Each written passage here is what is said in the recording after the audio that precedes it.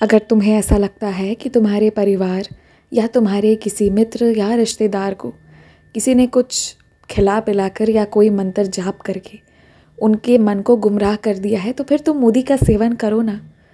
ये तो तुम जानते हो कि तुम्हारे साईं को ऐसी कोई भी चीज़ें, ऐसी कोई भी विधि विधान पसंद नहीं है जिससे किसी का नुकसान हो या जिससे किसी की मर्ज़ी के बिना उसके मन को वश में किया जाए। ये मुझे कभी पसंद नहीं है, इसलिए तुम मेरी ऊदी लेकर जाओ। मेरी ऊदी बहुत सकारात्मक है। चाहे कोई कितना भी कुछ भी बिगाड़ने की कोशिश करे, कैसे भी मंत्र जाप क्यों ना कर दी हो, कैसे भी जादू टोना क्यों ना की गई हो, महज मेरे ऊदी के आशीर्वाद से सब ठीक हो जाएगा। तुम्हारी इच्छा थी ना, तुमने एक इच्छा प्रकट की थी और तुमने मुझ पर छोड़ दिया था। देखा, उसका नतीजा ये हुआ कि तुम जैसा चाह रहे थे वैसा ही हो रहा है। इस हफ्ते के अंत तक तुम्हें उसका परिणाम भी साक्षात अपने आँखों से देखने को मिलेगा। आगे भी कुछ बहुत बड़ी बड़ी कठिनाइयाँ हैं ना तुम्हारे रास्ते, जिनका इस वक्त तुम्हें समझ ही नहीं आ रहा कि क्या करना है। तो मुझसे सहायता लो ना, एक बार आकर कह कर देखो। मैंने तुम्हें कभी निराश नहीं किया है। हाँ, कुछ जगह पर तुम सबूरी रख रहे हो, लेकिन ना निराश किया हूँ ना कभी करूँगा। मुझसे आओ, मुझसे बात करो और मुझे बताओ जो तुम्हारे मन में है और मांग लो, मैं तुम्हें दूंगा भी। मेरे खास कुछ बच्चे मुझसे बहुत नाराज़ रहते हैं, शिकायतें करते हैं क्योंकि उनकी किसी अपने को मैंने अपने पास बुला लिया है। यही शिकायत है ना तुम्हारी? हाँ, तुम्हारे हिसाब से तो अन्याय हुआ है, बहुत बड़ा अन्याय हुआ है। ज़िंदगी और मिल सकती थी। मेरी ऊदी जो मृत के लिए भी संजीवनी समान है, वो सहायता कर सकती थी, लेकिन फिर भी कुछ नहीं हुआ।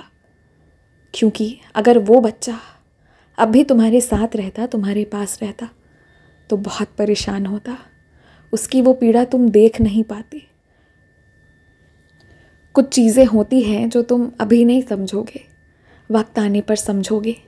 लेकिन मैंने तुमसे वादा किया है ना, कोई कमी नहीं महसूस होगी तुम्हें। तो मैं वो वादा निभा रहा हूँ, आगे भी निभाऊंगा।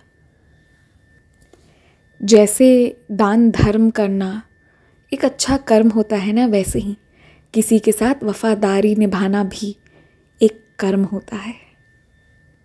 ये मैं तुम्हें इसलिए समझा रहा हूँ कि आगे जहाँ कुछ चीज़ें होंगी वहाँ तुम वफादारी मत छोड़ना। इस बात का बेहद ध्यान रखना। और जानते हो, तुम्हें ऐसा लग रहा था कि तुम्हारे सर पर एक बहुत बड़ी मुश्किल आ गई है, एक खतरा मंडरा रहा है तुम्हारे आसपास। लेकिन सच तो ये है कि तुम्हारी सच्चाई, तुम्हारी सादगी, तुम्हारे अंदर की भक्ति से किसी और की भी रक्षा हो रही है। और फिर जब मैंने तुम्हें दर्शन दिया है, मैं वहाँ हूँ, तो गलत नहीं होगा।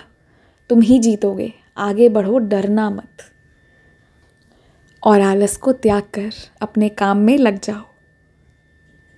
जिसकी किस्मत बहुत अच्छी होती है, जिनके कर्म बहुत अच्छे होते हैं, उन्हें ही खाने को भी पूछा जाता है और उन्हें ही काम भी बहुत सारे करने पड़ते हैं।